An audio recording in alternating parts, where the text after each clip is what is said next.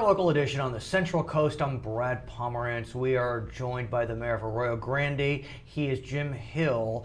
And I want to speak with you about your sanitation district. It may seem a bit local, a bit inside baseball, but I think the situation that you face has applicability to really any community that has these special districts. You are the representative of your city for the South San Luis Obispo County Sanitation District. Arroyo Grande, Grover Beach, and Oceano each has one representative. And for many years, there was a general manager. And by the way, what I'm about to present is all allegations. There has been no firm findings yet. But what can you tell us about what is alleged to have happened at this sanitation district over a 25-year period ending in 2011? Well, the prior district manager, Mr. John Wallace, again, as you say, was the district's effectively general manager, was called the district administrator for 25 to 27 years. And he had about a two-page contract that went back to the beginning of that time, where he was also the engineer for the district. He's a professional civil engineer. And so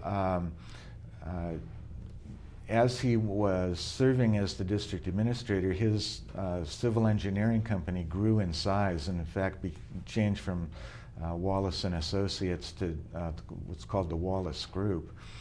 And as projects would come before the sanitation district, or he would propose projects, those projects typically would be given to Wallace Group for engineering. So and it appeared there was quite a conflict of interest going on there. Was there transparency in terms of who was getting the contracts? Was there competitive bidding? There was no competitive bidding.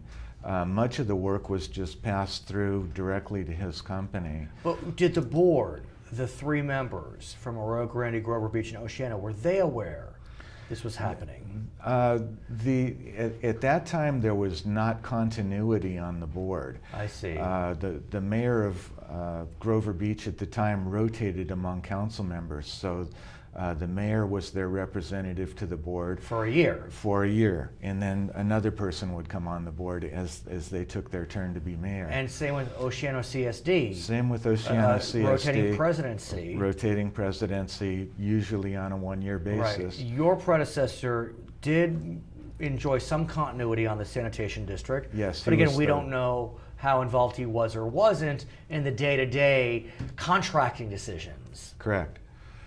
And so it begs the question.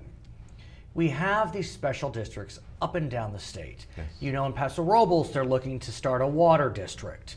So is, in your mind, enough attention paid to the daily operations of these types of districts? Typically, no. And it goes back to the founding of the country and the price of liberty's eternal vigilance. And citizens do need to keep watch on these types of organizations.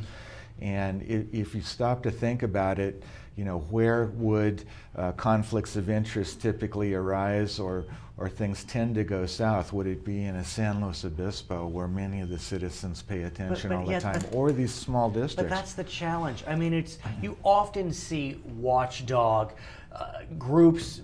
Some people would call them gadflies. They'll go to the Arroyo Grande City Council meeting. Yes. You may have, now in the 21st century, you have these web sites that fancy themselves on being kind of investigative reporters. And God bless them for what they do. But they don't tend to look at the sanitation district, correct, the water district. And, you know, we all remember, what was the film, Chinatown? You know, we know that water, sanitation, this is big business, this is big money. And again, we don't know the results of the ultimate investigation into the prior administrator of this sanitation district, but it does appear, and again, it's just my opinion, that something was amiss. I don't know all the facts, but In my opinion, there was pretty clearly a conflict of interest. And I've been to many, many meetings of the sanitation district where there was no one in the room. No member of the public attended the meeting. But here's and so the you'd challenge. have the board members and the staff, and that was it. But here's the challenge, I think. The way that we in California have set up our governmental entities, you are a part-time mayor. Yes.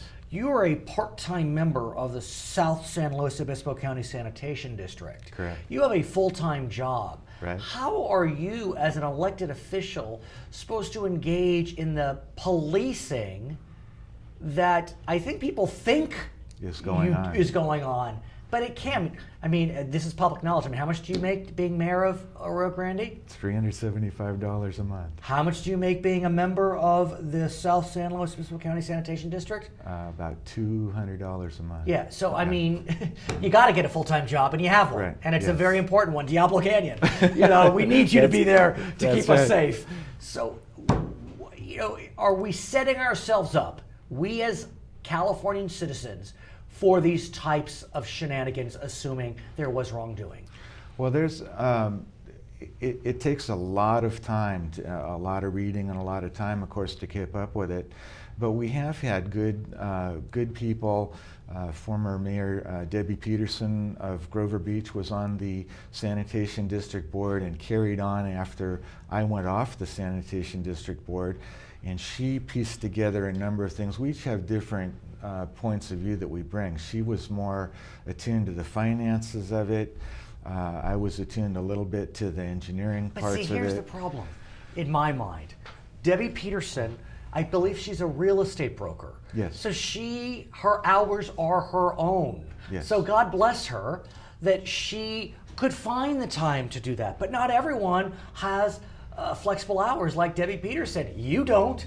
Right. I presume. Correct. You have a full-time job. Yes. And so, you know, Debbie, apparently, I don't know, maybe she opened the door and then we were able to have some light shine on this situation. But how Right. often do we have those situations? Well, I like to think that the people who run for office are, you know, they have an interest in looking out for the public well-being. But is it fair? Right. Is it fair to expect folks to have full-time jobs and then 2 part-time jobs? God only knows what other commissions you're on. And then for you to be able to ferret out this, alleged corruption. It comes slowly. In the public, I see frustration in the public with that, of the progress of these things is it not our fault? I mean, aren't we to blame? I mean, why shouldn't you be full-time? Why can't we hire you to be full-time mayor? Some cities, of course, do have full-time right, but mayors. these are the major cities. These Arroyo are Grande is a Los much Angeles. smaller city, right. But San Luis Obispo, the county seat, I think Jan Marks makes $10,000 a year. She's the mayor of San Luis Obispo. Mm-hmm. What do you expect? Yeah. And so I know it's a philosophical conversation, but is it worth having? It goes to the structure of our organizations, and of course, if you have a full-time mayor, there's a cost involved with that. That would cost the city of Arroyo Grande another. Let's just say $100,000. Yeah. I mean, what's your total budget? Well, then you have 4 other council members. So let's just say the mayor's full-time. What's your the city's total budget? It's in the several millions.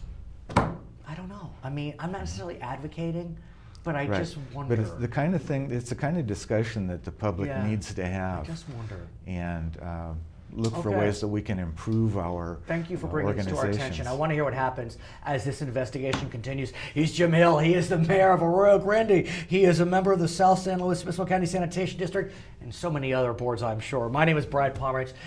On the Central Coast, this is Charter Local Edition. Thank you.